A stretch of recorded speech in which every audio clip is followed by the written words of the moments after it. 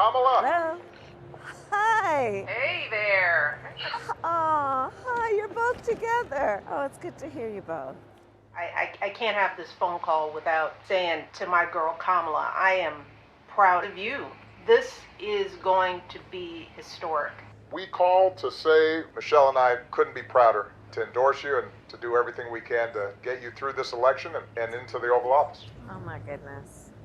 Michelle, Brock, this means so much to me. I am looking forward to doing this with the two of you, Doug and I both, and getting out there, being on the road. But most of all, I just want to tell you the words you have spoken and the friendship that you have given over all these years mean more than I can express. So thank you both. It means so much. And we're going to have some fun with this too, aren't we? This is my video update on this Friday afternoon, July the 26th. Let's talk about some news, and let's start things off with some new polling numbers courtesy of the New York Times, the US election polling data. The New York Times is saying that Harris narrows the gap against Trump. If the 2024 presidential election were held today, who would you vote for if the candidate were Kamala Harris and Donald Trump? And they are neck and neck. 47%. Likely voters, 47% for Harris, 48% Trump. And registered voters, 46 Harris, 48 Trump. That's right. They are neck and neck, according to the New York Times, Harris and Trump. And we got the endorsement, everybody. The endorsement that we have been waiting for, that everyone has been waiting for. That is Barack Obama and Michelle Obama. They have endorsed Harris. Here is a post from Barack Obama along with a video on Twitter X. Earlier this week, Michelle and I called our friend Kamala Harris. We told her we think she'll make a fantastic president of the United States and that she has our full support. At this critical moment for our country, we're going to do everything we can to make sure she wins in November. We hope you'll join us. And they put together a very slick video of the Obamas calling Harris, and there's the endorsement. It is a done deal. Harris is the Democratic Party candidate to take on Trump. The last holdout, which was Obama, the Obamas, well, they have officially endorsed Harris. So Netanyahu, he met with Harris while he was in DC, and he also met with Biden, so he met them separately. Harris told Netanyahu that the war in Gaza needs to end. That is what she told Netanyahu. She supports Israel and Israel's right to defend itself, but according to media reports, she told Netanyahu this has to end. Wind the war down. This is according to what the media is reporting with the meeting between Harris and Netanyahu. Netanyahu also met the current presidente, Mr. Joe Bidenopoulos, and that's going to be the subject of my clown world, because we have Height Gate. That is what I am calling this. The meeting between Biden and Netanyahu, and some photos that were snapped of Biden meeting Netanyahu. We are going to call it Height Gate because there's a lot of talk about these photos.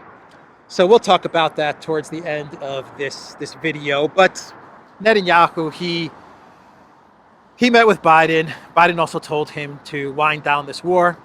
I think Netanyahu probably met with Kamala and Biden, and I don't think he's going to care too much about what the current president and what the Democratic Party presidential nominee are telling Netanyahu. Netanyahu got what he wanted from his trip to the United States. He gave a speech to Congress.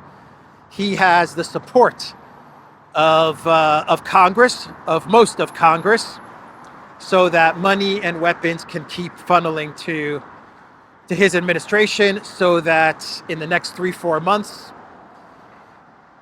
he can take advantage of the situation that is now present in the United States, which is that you have a very weak Biden, someone who Netanyahu did not get along with, someone who Netanyahu absolutely despised, but a Biden administration that did give Netanyahu a blank check to do whatever he wants, and he's going to use the next 3 months to push forward whatever plans he has going on. Perhaps Hezbollah, perhaps Lebanon, ramping up with Iran, and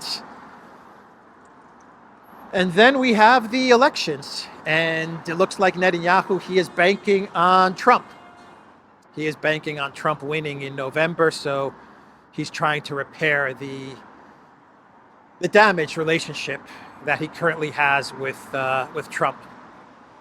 Get it back to where it was in 2016 during Trump's first term.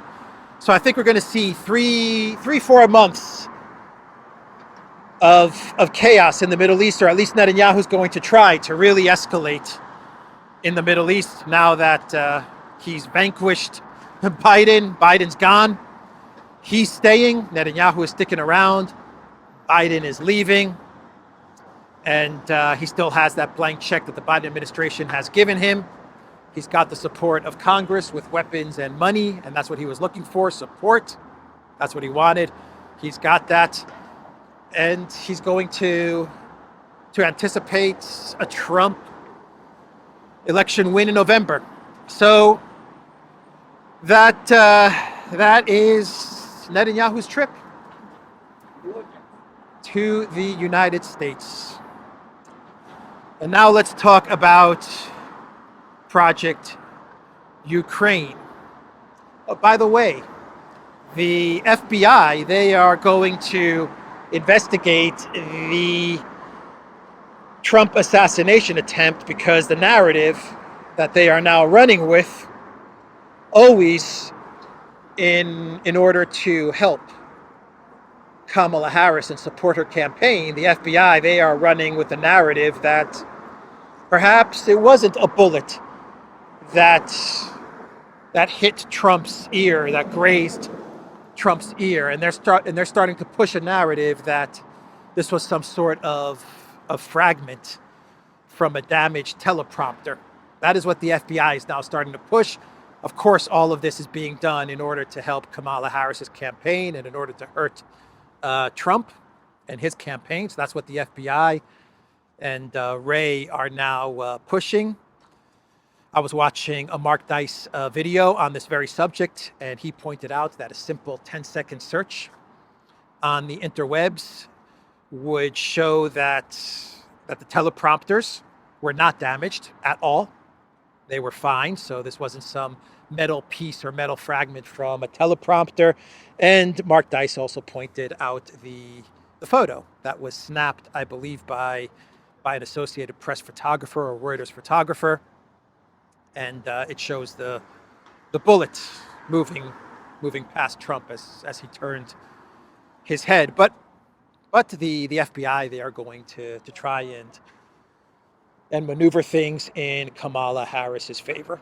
So I just wanted to mention that as well. So they're going to call in Trump and investigate everything, call in Trump for questioning and try to push this narrative along.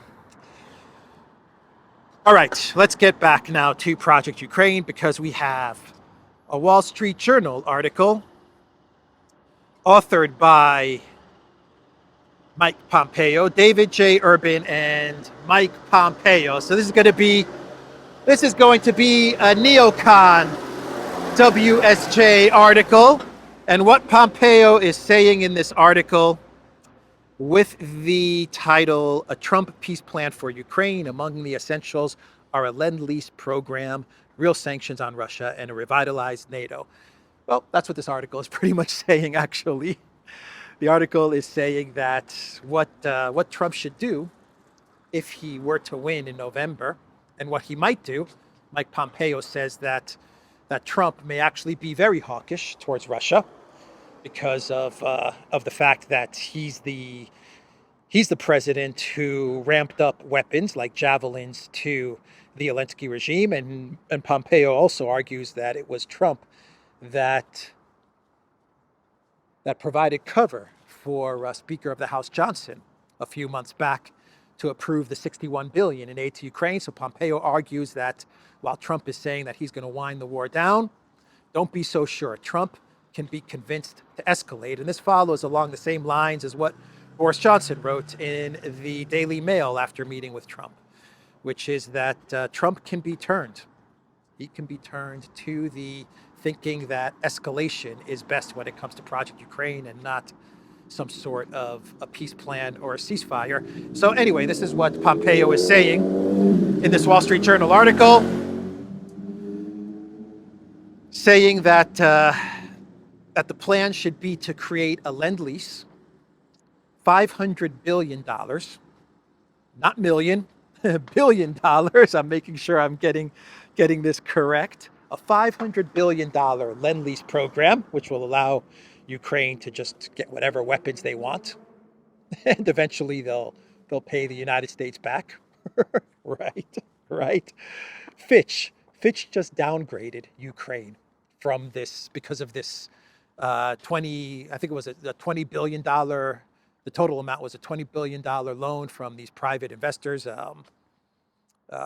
PIMCO and BlackRock and all of these guys. I've talked about this in many videos, and they had to take a 37% haircut on this loan. Anyway, Fitch has downgraded Ukraine, I believe, to default level, to junk default.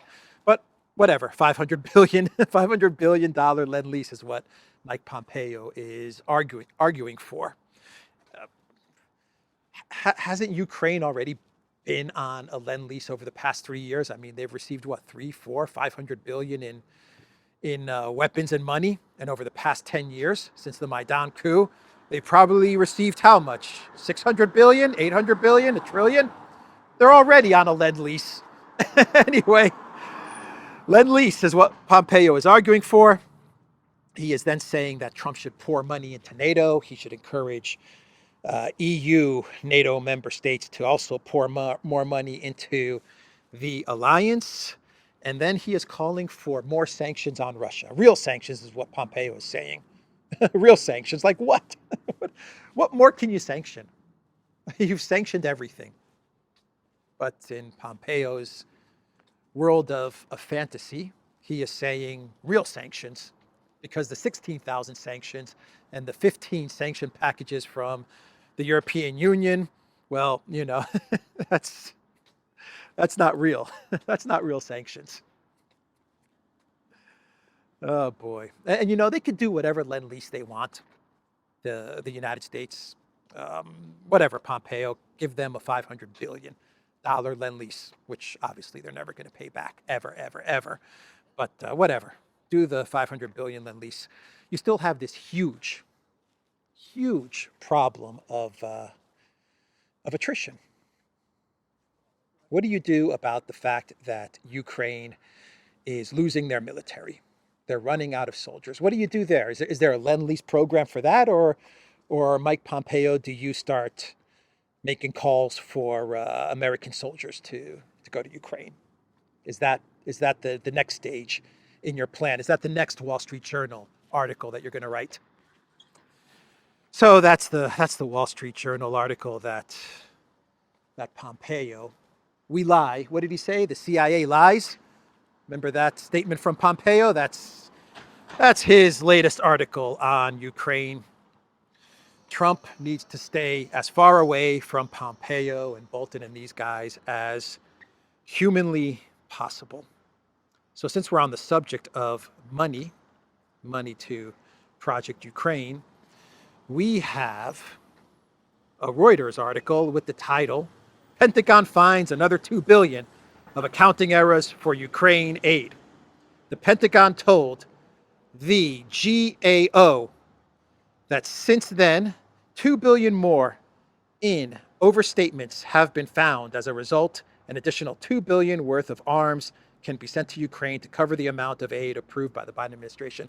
I think the GAO stands for Government Accountability Organization or something like that. I guess it's the agency that allegedly oversees the accounting of the Pentagon. I don't know, something like that, I imagine. But yeah, the Pentagon is saying, wouldn't you know it? We made an accounting error, GAO.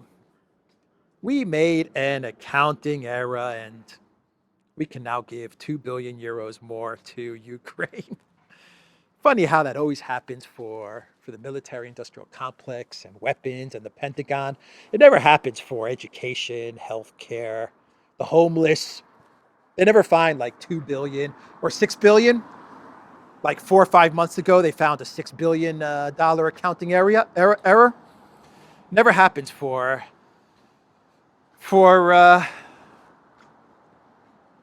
healthcare, for education, for student loans. I don't know. Never, ever, ever. To fix up infrastructure. Nope. They always find those accounting errors when it comes to weapons and war. Funny how that works, huh? The grift. What a grift Project Ukraine is, huh? What a freaking grift. And they're not even shy about it anymore, about this grift. They're not trying to hide it. Nah, accounting error. It was an accounting error. Here's another 2 billion. Oh boy. So Forbes is reporting that the situation on the front lines in Ukraine, especially in Donbass and the Avdiivka direction, is looking really, really dire for the Ukraine military. In the Progress village, this area known as Progress. And it looks like the Ukraine military in this area, they are surrounded, and there are no good options. They face either annihilation or they surrender. They keep on fighting and face annihilation, or they surrender.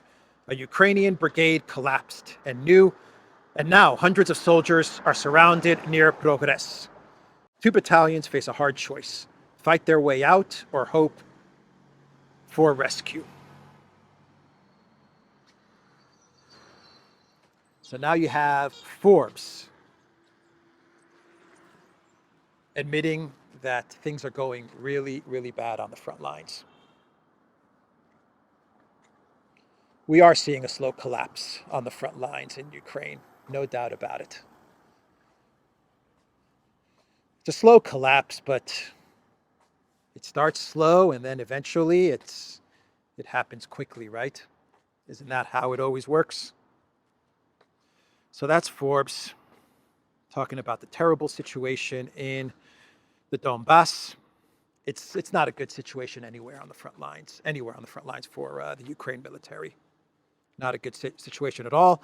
And in Belgium, the state TV channel is actually reporting that Ukraine soldiers, conscripts, the new guys, they don't want to fight. They simply do not want to fight. One of the instructors, a foreign volunteer identified only as Aris, had a bullet still in his leg and post-traumatic stress disorder, PTSD. I'm tired, he told AFP. All the veterans are dead or injured or at the end of their rope, like me. So the reports are that the Ukraine military is losing 2,000 soldiers every day. This is according to the Russian Ministry of Defense, but it really does look like the Ukraine military is suffering huge losses that cannot be sustained over the long term, over the medium term. Over the short term, you cannot sustain these losses, 2,000 every day. And you're starting to get more reports from Collective West Media talking about the terrible situation on the front lines. Preparing the Collective West public for a collapse that will eventually come. Will it take a month? Will it take 6 months? Will it take a year? Hard to predict, but a collapse is coming on the front lines. And this will not be able to be reversed. Not even with the $500 billion lend-lease program, Mr. Mike Pompeo. So should we do, let's see, should we do an update on the row between Hungary, Slovakia, and Ukraine? Actually, to be more precise about what's going on, this is actually a fight between Hungary and Slovakia on one side, and on the other side is Ukraine and the European Commission, the European Union. That's right, because I reported a couple of days ago that Hungary, because the oil has been cut off, the transit of oil through Ukraine has been cut off by the Zelensky regime to Hungary and to Slovakia, I reported that what Hungary was going to do is that they were going to take this case of the oil transit block to the European Commission, and the European Commission would have 3 days to tell Ukraine, cut it out. You're blocking oil, which we have approved to transit into Hungary. The European Union has approved this. They've granted an exemption to Hungary and to Slovakia. So they've granted this exemption to Hungary and to Slovakia, and Ukraine has decided to block the oil. And so what Hungary was hoping for was that the EC would tell Ukraine, knock it off. Knock it off. Stop blocking the oil to an EU member state. You're not an EU member state. You aspire to be an EU member state, but you're blocking oil to an EU member state. But what the EC actually ruled, what they said, the European Commission, is that they need more time. They need more than 3 days. And most of the EU member states, they're siding with the European Commission. The European Commission needs more than 3 days. They need to look at all the information. And they're cool with Ukraine blocking the transit of oil to an EU member state. Unbelievable, huh? Which means that what I said 2 days ago when I was talking about this story, I said that I bet you that the EU actually put Ukraine up to this in order to punish Hungary and Orban and Slovakia and Fico, because they have taken a position that there needs to be a ceasefire in the conflict in Ukraine. And they've been wanting to punish Hungary and Slovakia, and they are trying to punish Hungary and Slovakia for this position. And I said, I bet you that the European Commission, they told Ukraine, you know what, if you block the oil, we'll look the other way. Block the oil to an EU member state, and we'll just look the other way as you block that oil. And that's what it looks like happened. That is what this looks like. The Financial Times, they have an article with the title, Why Brussels is Wary of Backing Hungary in Fight for Russian Oil. They don't want to back Hungary because they want to punish Hungary. No doubt about it. Ukraine may be blocking the oil, but the European Union and the European Commission, at least in my opinion, my analysis, is that the EU, at a minimum, Ursula is saying, Zelensky, if you block the oil, we won't have much of a problem with that. A non-EU member state blocking the oil transit to an EU member state. Make sense of that. If the EU was a true union, like a real union, a union that has the back of its members, then they would tell Ukraine to knock it off, or else.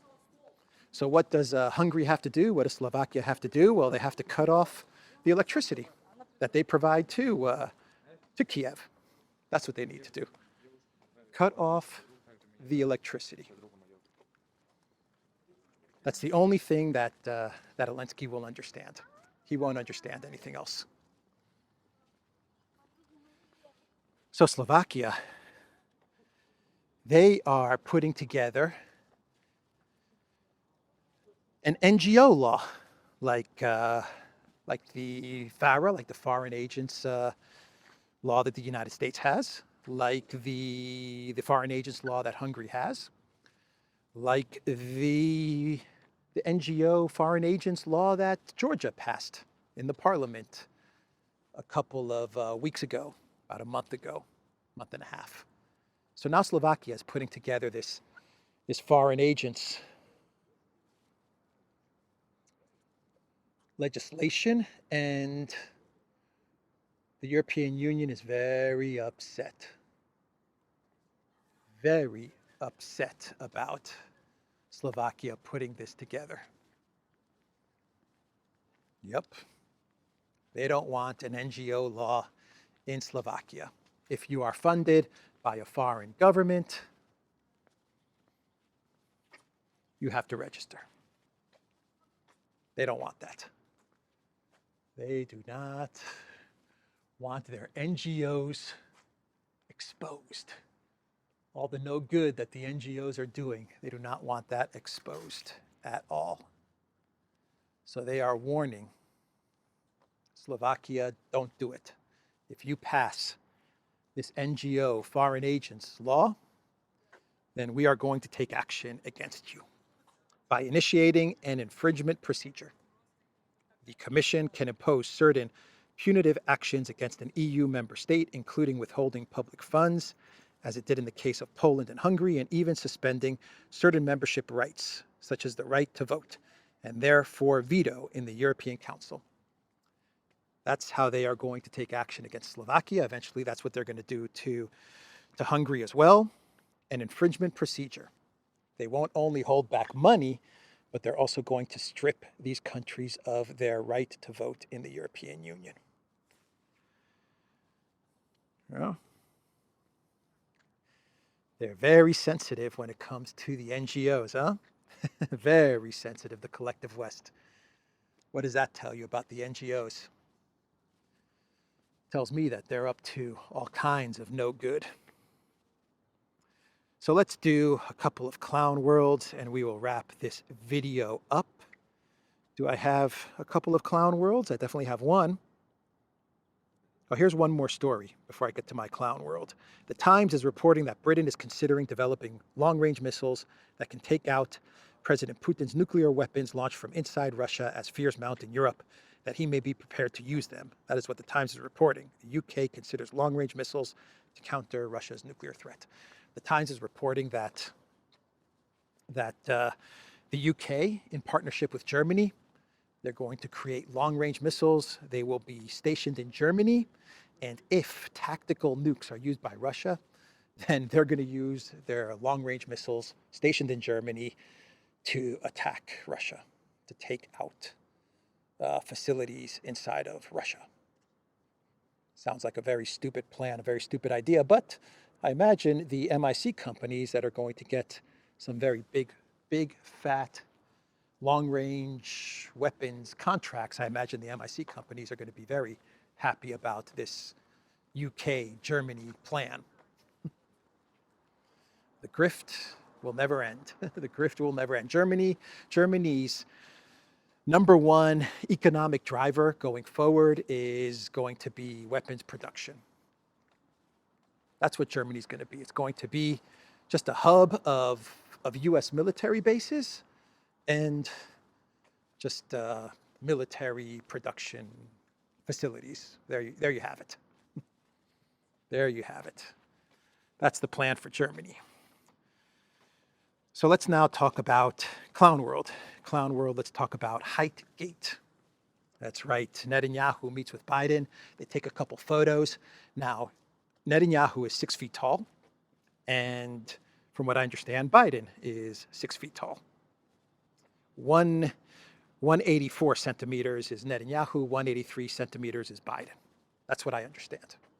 That's their height, their registered height. and they're standing next to each other. And, well, Biden is visibly taller than Netanyahu in this photo. Now, I don't know, maybe Biden is wearing elevated shoes. Maybe, I don't know, maybe Biden's standing on a slope or something. I don't know. Maybe Netanyahu's wearing flip-flops and Biden's wearing dress shoes, so he's a couple of inches taller. I don't know what's going on here, but some people are saying this could be an actor. Maybe Jim Carrey is playing the part of Biden. That's what some people are saying. I don't believe it. I don't know. I'll say that probably maybe it's the angle of the camera. Maybe it's a bit of the angle of the camera along with the shoes that they're wearing or something like that. And Biden got a bit of an elevation edge over Netanyahu. Who knows? Let's see. The New York Times is saying a mysterious plot prompts a rare call from Russia to the Pentagon. I don't know if this is clown world, but I saw this story before I was about to record. Allegedly, Belousov, the defense minister of Russia, he called Austin because some plot was about to go down. Ukraine was about to do something very, very nasty. And so Belousov called Austin to basically tell the United States to tell Ukraine to back off. Don't do anything crazy or else. And finally, what's going on with the Olympics, huh? What is going on with the Olympics in Paris? We had train delays because of some computer sabotage, from what I understand. I think something happened with the systems, and trains got delayed into the Olympic Village, into the center of Paris. From what I read, I imagine they're going to blame Russia for this. That would be my guess. Some cyber attack from Russia is what they're probably going to say. And then we got something else happened in the Olympics today. Oh, there was a terror threat in airports, I believe, in Switzerland and in France as well. So the Olympics has not started off too well for Macron and for France, but I imagine these bumps will get sorted out over time. There are also reports that athletes in the Olympic Village, they went to their rooms and there was no toilet paper, so they have to go out and actually buy toilet paper, the athletes that are staying in the Olympic Village. Anyway, that's the video, everybody. TheDuran.locals.com. We are on Rumble, ODYSEE, BitChute, Telegram, Rockfin, and Twitter X. And go to the Duran shop, pick up some merch, limited edition merch, like the shirt that I am wearing today. And that's it. That's the video. Take care.